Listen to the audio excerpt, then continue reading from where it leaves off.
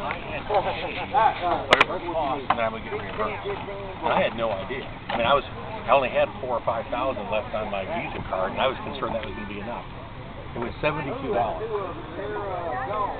The cab cost me $95. So yeah, it's just, I had the same painful and good experience in some ways. So what do you make of this kind of healthcare system that you experienced in Switzerland? Well, the Swiss system was certainly good, but I did notice that the cab driver was driving a Mercedes and the doctor was driving a very old Fiat. Well, some doctors. If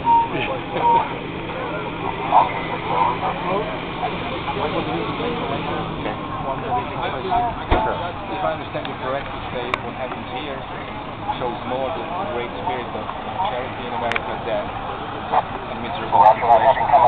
Absolutely. I also was explaining that the state of Tennessee alone spends $7 billion a year. Yeah. You can look up on their website, okay, it shows their budget, public record. $7 billion a year for the TennCare program, which is the program for the indigent people that can't afford to pay. And it includes, in any case, all children under 18. All their care is free. I have a daughter who married a guy that doesn't have much of a job, and one of my grandsons had cancer. And everything was taken care of. Plus, there's a number of hospitals in this state, St. Jude's Hospital, there's a whole series of them, that they'll take any patient that comes, regardless of their ability to pay. It makes absolutely no difference. So there's a lot of that available if the people will ask. I would say if there's probably a place where there's a hole in our medical system that's the worst, it's one that doesn't get much attention, that's dentistry. Because if you need to have some kind of prosthetic devices or dentures or something like that, basically if you don't have some kind of insurance or some plan through your job, you just have to be able to pay for it. So some of the people that come to these kind of events, the reason they're coming is they've only got 15 teeth left and they want them all pulled so they can get dentures for $200 instead of trying to get partials and stuff put in that could end up costing them thousands and thousands. They see that as the lower price option, and if you've had as many toothaches as some of those people have had because they just don't do dental care, then the idea of having no more problem with your teeth, they see as being a big deal. I kind of like the fact that I still have all mine. So you say basically the system works? I would say overall there's a reason why people can come from all over the world to the United States to be treated in our hospitals, because we have the very best medical stuff that's the most high-tech, up-to-date, best-trained. Doctors come from all over the world here to train. That's not to say that there aren't other good doctors. There's lots of good doctors. But what makes a good doctor? A really good doctor is somebody that's in it not just for the money. They're in it because they really want to serve people. It's like, I think the same thing with teachers. High school and teachers and stuff, much in the United States, including Tennessee, they certainly don't do it for the money. They do it in spite of it, because they work long hours and put up with a lot of grief and a lot of politics and stuff, and they really don't get paid that much. And so everybody does those. There's a certain number of people that have that volunteer spirit. The Tennessee State Guard, okay, which I'm part of. Prior to this, I spent 21 and a half years in the U.S. Submarine Corps. This is a volunteer organization. None of us get paid except under very exceptional circumstances if we're officially activated by the governor. Then we can get paid something, but even then the amount can be as little as $50 a day. I work at a U.S. nuclear weapons plant, and I get paid much more than that. And what do you make of universal health care? Well, there's a difference between universal insurance coverage and universal health care, because when I was stationed in Great Britain, I had a neighbor that was 64 and getting ready to turn 65, and he'd been waiting for 8 months to get a bypass operation. And he was told that if he wanted to get it done, he better hurry and get a private doctor to do it, because when he turned 65, they would no longer be covered under public health, under the British health system. And now I understand that age is down to 59 and a half.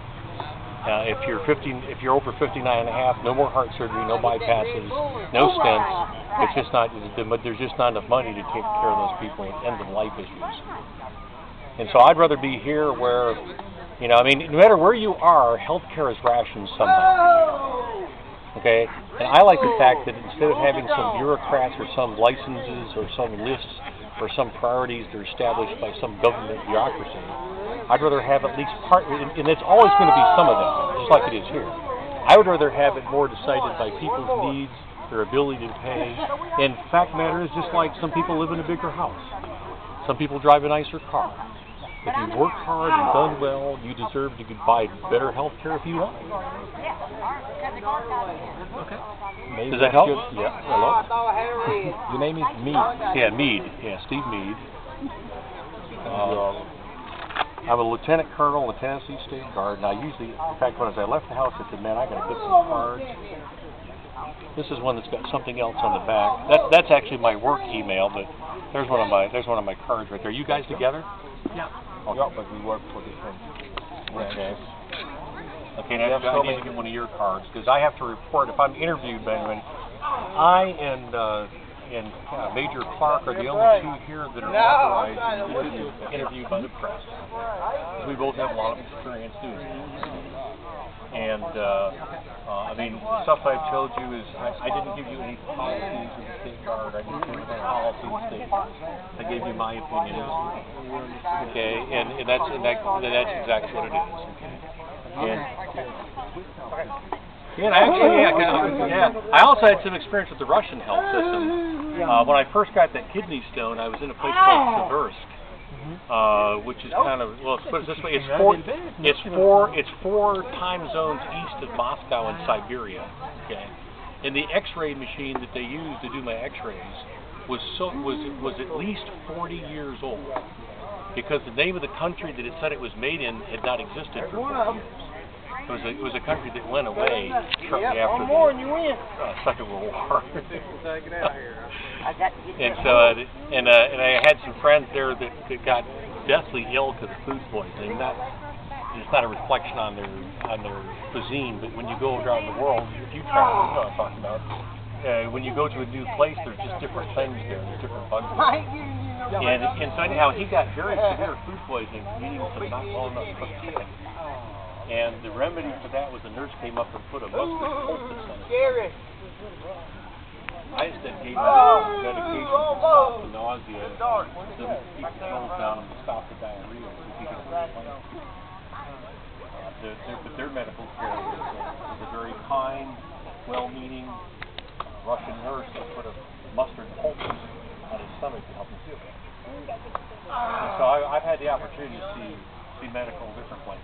It's linked to a lot of cultural way and the social and cultural ways of the country. Yes, that's right. So I mean, the fact of the matter is that as you go around the world, the cultures are different. The attitudes about some things are different. The things that you can say here. Would not be insulting anybody. Just you're like putting your feet up. Putting the bottom of your feet towards somebody in the biddies. I mean, that's just like, you know, I mean, that's a huge insult. Whereas here, people don't really recognize that. Or in Britain, I lived there for 3.5 years when I was supposed to do it. If somebody says, man, I found this pub in this guy with this screw in the scale up and down, you know, most people hear it. What? In the pub? All that means is looking her over carefully. Okay, or I had a gal that, an officer that I worked with, said that I ought to come by and knock her up sometime. And all that means is knock on the door.